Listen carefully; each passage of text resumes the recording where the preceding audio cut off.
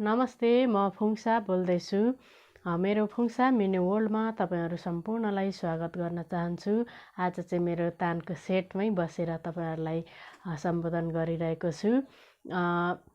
मैले अस्ति पनि एउटा सजिलो खालको बोर्डर बुट्टा लिएर आएको थिएँ। तपाईहरुलाई मन पर्यो होला भन्ने आशा लिएको छु। आज चाहिँ फेरि अर्को खालको सलको बोर्डर चाहिँ कसरी बुन्न सकिन्छ त भनेर तपाईहरुलाई देखाउने छु। यो भिडियो पनि हेरेर तपाईहरुले जानकारी लिनुहोला र सिक्नुहोला भन्ने अनुरोध गर्दै म अब आफ्नो भिडियो अगाडि बढाउँछु है त।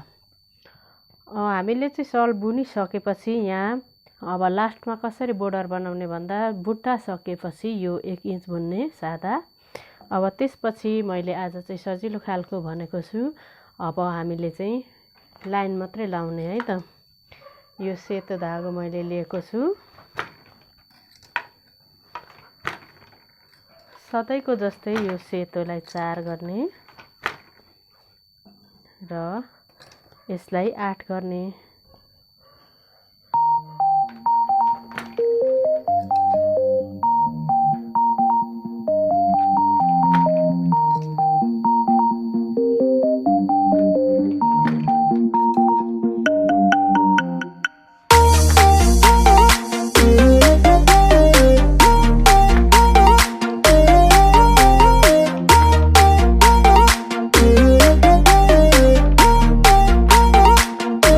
कलरको बोर्डर गर्दैछु। यसमा चाहिँ पहेँलो लगाउँछु। अब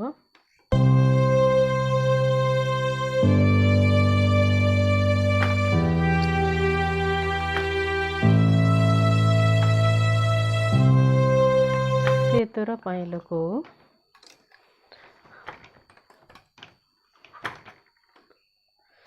सेतो सकिएपछि पनि रातो लगाउने। रातोको 8 राउन्ड रेडी भइसकेपछि फेरि पहेँलो लगाउने 4 राउन्ड, अनि फेरि रातो लगाउने, अनि फेरि अब टर्न बाइ टर्न यो लाइन नै गर्ने है। एकचोटि रातो, एकचोटि सेतो, अनि पहेँलो, अनि फेरि रातो।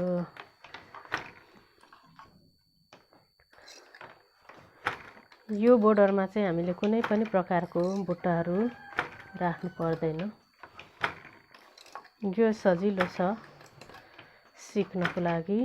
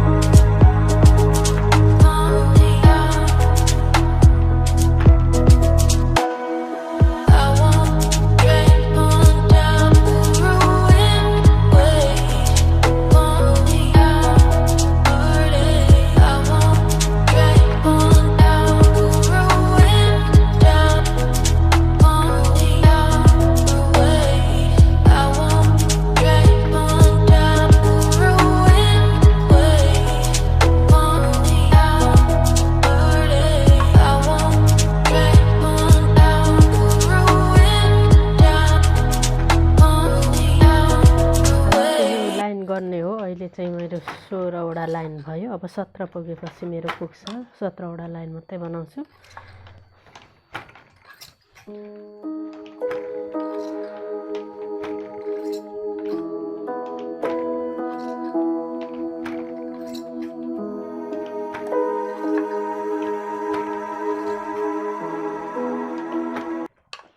यसले चाहिँ 17 लाइन हुन्छ। यस्तो धर्साहरू 17वटा हुन्छ।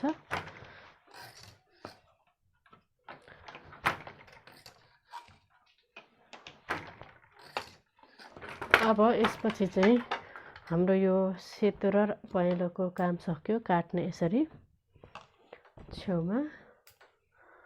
अब त्यसपछि यसलाई 3 इन्च बुन्ने।